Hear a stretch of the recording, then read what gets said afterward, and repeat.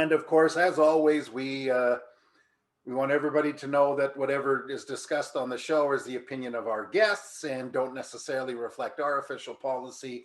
Although I do have to say, if we say something, maybe it does reflect something for me and or myself.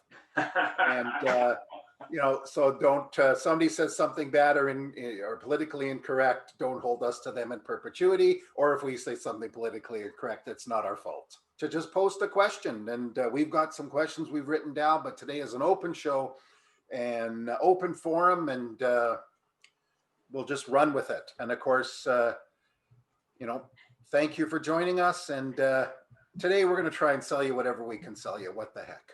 Moving along to a little bit more directed question. We'll take it from here. Is so what does everybody think if dealers discover that if floor traffic, if the up bus never returns and all everybody does is send in leads or pre-configure cars or something, what are we going to do?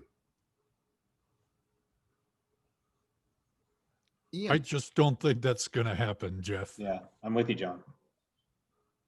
So what percentage do you think will return? Because I've already talked to dealers en masse lately who are just panicking about this. So their lead count is up no matter what website they have, but their guys and gals aren't as good as they could be at managing them. But their fear is that people just aren't coming in anymore, or when they come in, they're not the same as they were. Well, I can tell you that there are people going into showrooms even today here in the Halifax region. You may or may not know, but we've had to cut back severely, where now dealers can only allow 25% of their capacity in terms of people coming in. So things have certainly slowed down.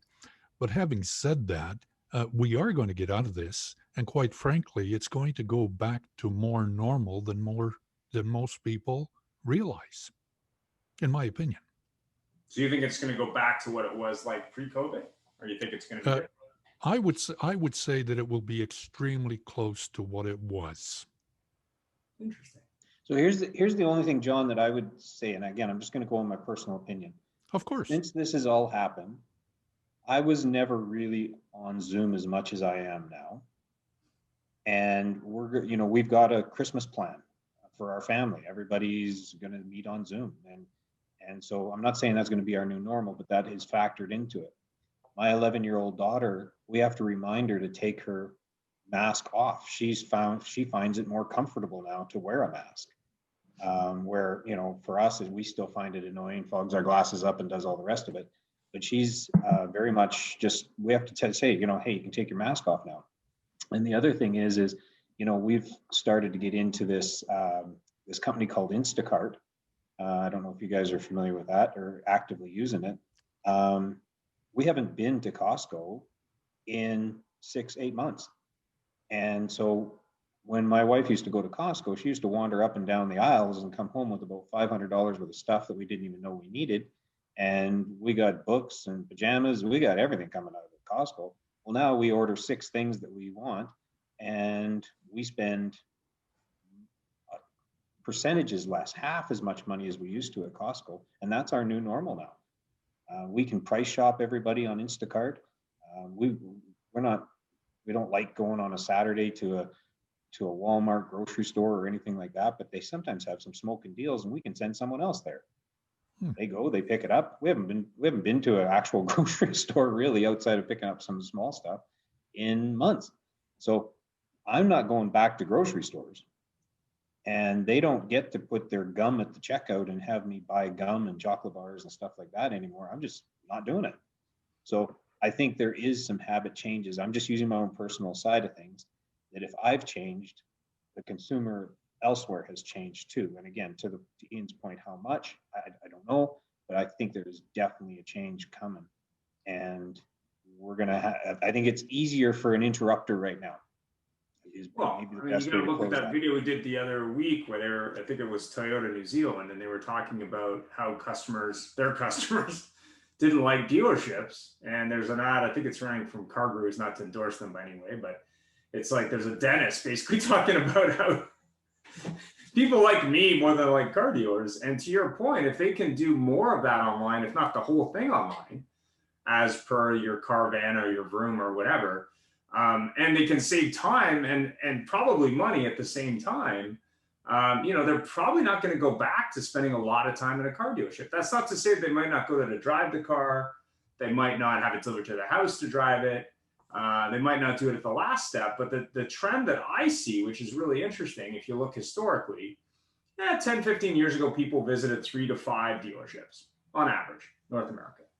Now they visit 1, maybe 1.2. I think 1.2 is really just a statistical error.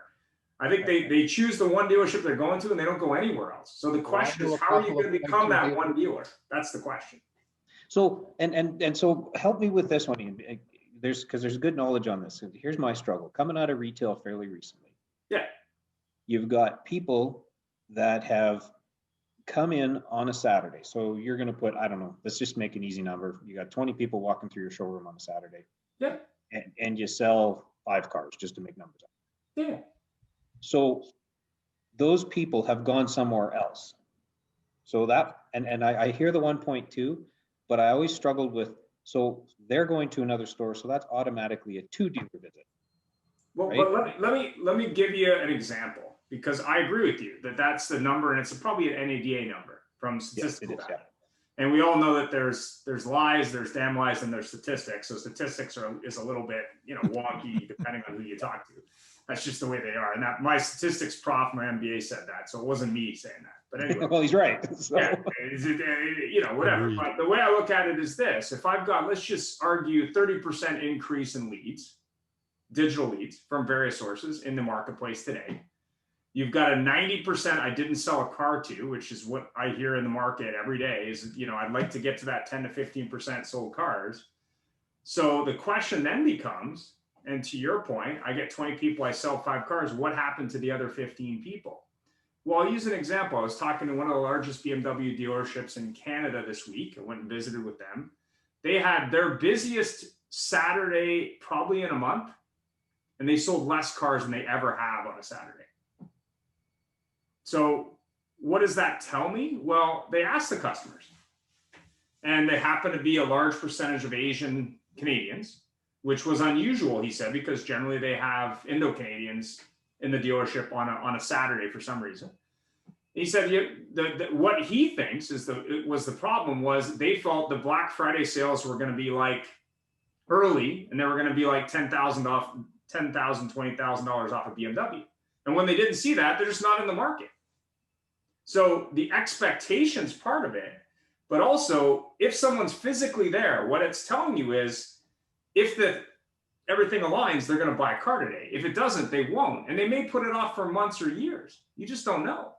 So what I said to them is I said, okay, you don't have any product because BMW isn't giving you any. And the customer's expectation isn't in line with that, which is that they want basically 50% off to buy it right now. So what are you going to do? He goes, well, what do you mean? I go, well, like those two things don't align. Like there's a disconnect. And it's a disconnect because of the fact that people who are looking to buy a car right now, unless they absolutely need one, they don't need to buy it, especially a luxury car. They're going, well, the car I got's fine, right? If they're blowing it out and they're giving it away, sure, maybe I'm interested, but otherwise I'm not. So what that tells me is you had a lot of pent up demand because dealers were closed for 3 or 4 months. So all the people that needed to buy a car have done that.